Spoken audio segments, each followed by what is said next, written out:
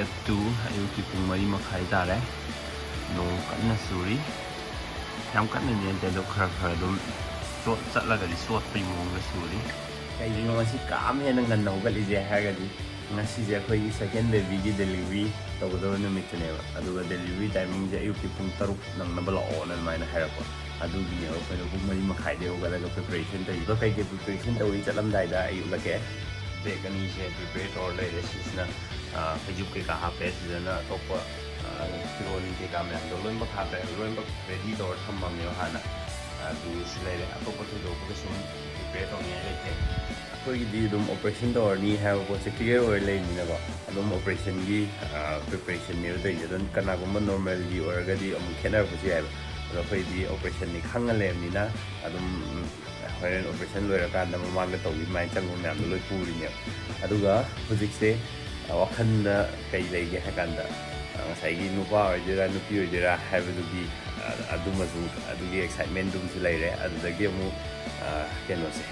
horen healthy or photo adu ne ba mu adu ne yamna important way low je ba ana mama su cha su lomba healthy oi ba madu ni ri permi je masini khata ba horen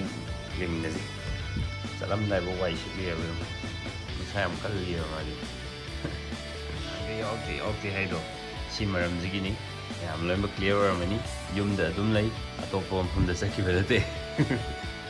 ite me yaw take it or ge hay do masi gini me am I hope you enjoy this video bakay mi nag cheers good morning cheers hello point to you do today we're at the hillside alma sing de ko pha do ko ye sai na mathak ka yuk ka khala ga view yeng da ba siam phazar le me Siam tale me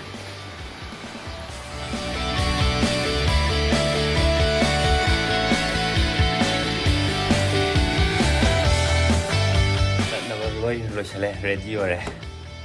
thok pa do da ngai re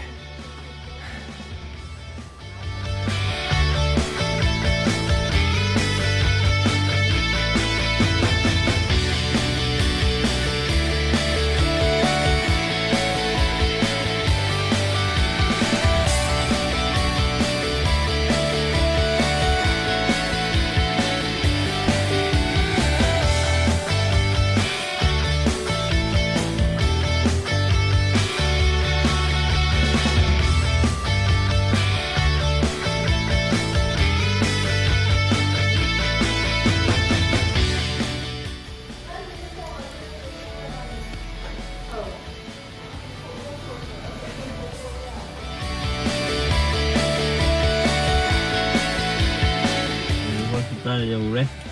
adong sage myun jegara adum normal or ne ba do zikra pakhale music moigi operation gi process howna go kusan jare ida ke ka ka pagi ab sisna hoi lege to room di ne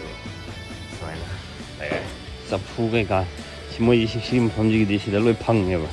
ana chang ba gi se leuran ne lembak set suna ba moi go le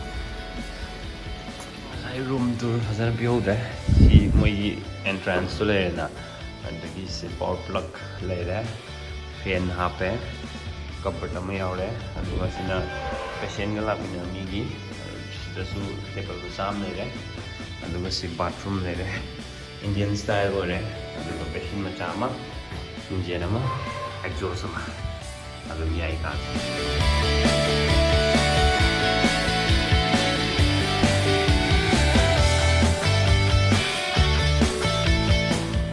kakale amuk pham de do zik happy news pangdo kuidre good luck sidai na sungraphic operation theater da ale khangani ngi jo 99 euro ba 105 euro masai euro ka 80 lei ne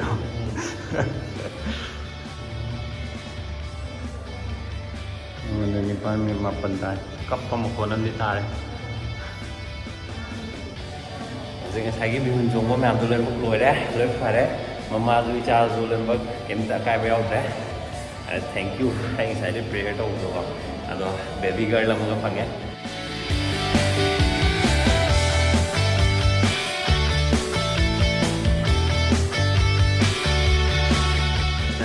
ꯃꯁꯛ ꯎꯔꯀꯥꯟꯗ ꯃꯤꯍꯨꯟ ꯆꯣꯡꯕꯒ ꯐꯈ꯭ꯔꯦ ꯍꯧꯖꯤꯛ ꯃꯤꯍꯨꯟ ꯆꯣꯡ 88ꯇ ꯍꯟꯊꯔꯦ ꯉꯁꯥꯏ 105 ꯌꯧꯔꯕꯅꯦꯕ ꯃꯃꯥꯁꯤ ꯂꯩꯔꯦ ꯀꯩꯁꯨꯝ ꯇꯧꯗ꯭ꯔꯦ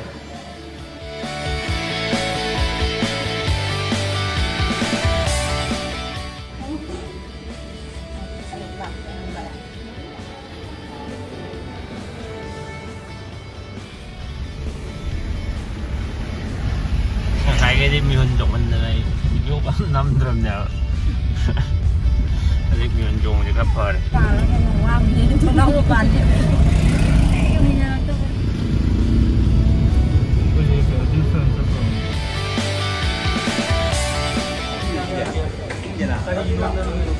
ꯁꯤꯅ ꯇꯦꯟꯁꯟ ꯈꯔ ꯐꯔꯕ ꯃꯇꯨꯡ ꯅꯨꯡꯗꯥꯡ ꯌꯧꯔꯦ